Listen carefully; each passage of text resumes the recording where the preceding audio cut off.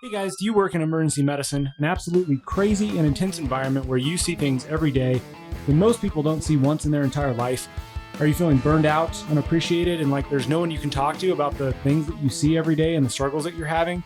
Well, you're not alone. And I'm going to bring in a bunch of real professionals with real stories today that can relate to the stuff that you're seeing on a daily basis. I've struggled with burnout, I've struggled with discouragement, frustration many times, and I still struggle with it occasionally. My name's Aaron. I've been in emergency medicine for 15 years as an EMT, paramedic, and now working as an emergency medicine PA, and I'm the host of the Practical EMS podcast. We're going to bring in our guest today and have a great discussion that I hope you guys get some value from.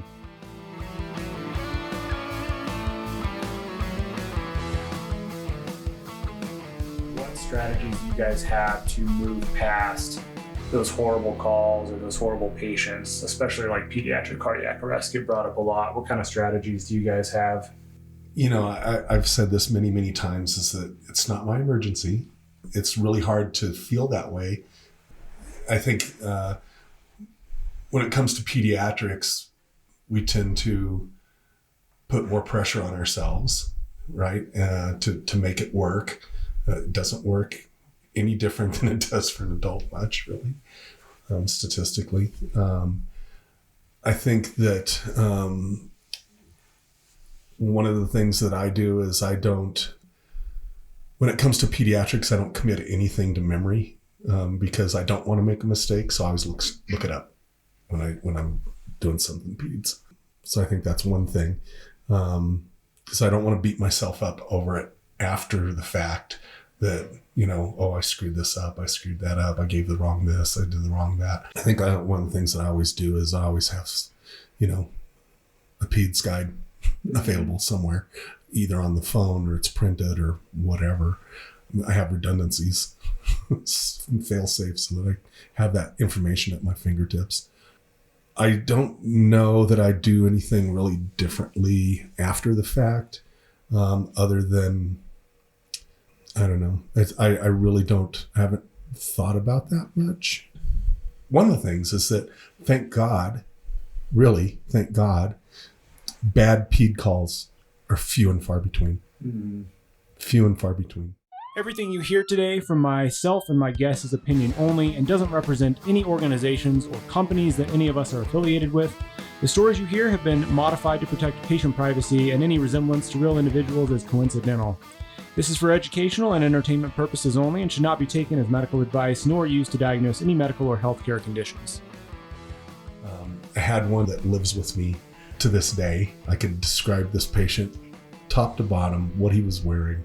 He was two and a half years old, got cut in half in an auto accident, was still alive, so I had to work him. I was a brand new paramedic, maybe a month, and had to transport him. I ended up going into cardiac arrest on the way there. I was fine, got to the ER, trying to do CPR on this kid, and I got lightheaded. You know, here I am, 21 years old, I'm a stud, right? You know, still are. Yeah, thanks. But I was physically fit. I was mentally fit, I thought. And I had to go sit down and I said, this is freaking ridiculous. I'm a paramedic. I've been doing this for several years. I should be able to do this. Got up, went over, tried to do CPR again and went, wow, I've got to sit down. And it was just because it wasn't because it was a cardiac arrest. It wasn't because it was, it was because the emotional aspect of it just overtook me. And I, here I am pushing on this kid's chest and what he had left of it. And, it was just overwhelming. The accident was absolutely avoidable. And so I had issue with that. And, but here I am, 43 years later from when that happened. I could take you to the very corner that it happened on. I could describe the vehicle that he was in, the color, the year, the model, everything. And it's indelible in my mind.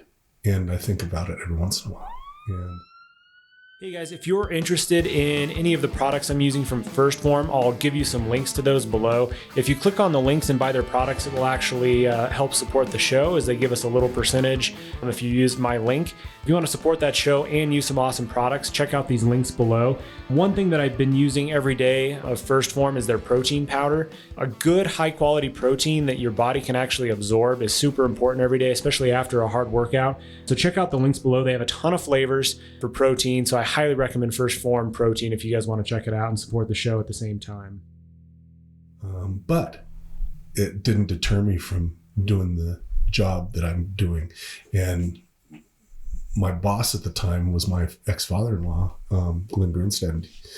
And he was one of the first nationally registered EMTs in the country. And he told me something. He said, who was the most trained on that ambulance? And I said, well, I was. And he goes, did you do everything that you could do for this kid? I said, yeah. And he goes, well, he had the best chance to survive with you than he would have with anybody else in the city.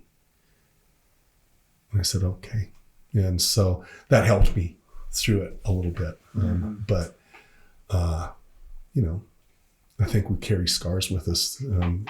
And some people can do it and some people can't.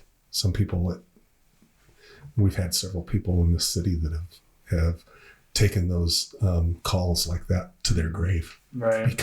And they're in their grave because of those calls. Yeah. Well, we have to keep in mind that before any of us got to where we are today, we were all human. We still are all human.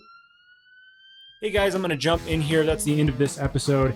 If you got any value out of this today, if it resonated with you, if it encouraged you, the only thing I ask is that you subscribe to the show. And if you leave a 5-star rating and review, that is super helpful. I don't make any money from the podcast and it does cost money to produce. So it's really helpful when you guys can subscribe to the show. It helps encourage me and keeps me doing this. You can also go to practicalems.com and check out all the videos and links there. There's also an EKG course if you want to financially support the show. And it's a pretty top-notch EKG course if I do say so myself. So check it out there. You can also join my email list at practicalems.com and get notified of every time we release a new episode. So check it out there, guys, if you want to support the show. And thanks for checking this one out, and we'll see you on the next one.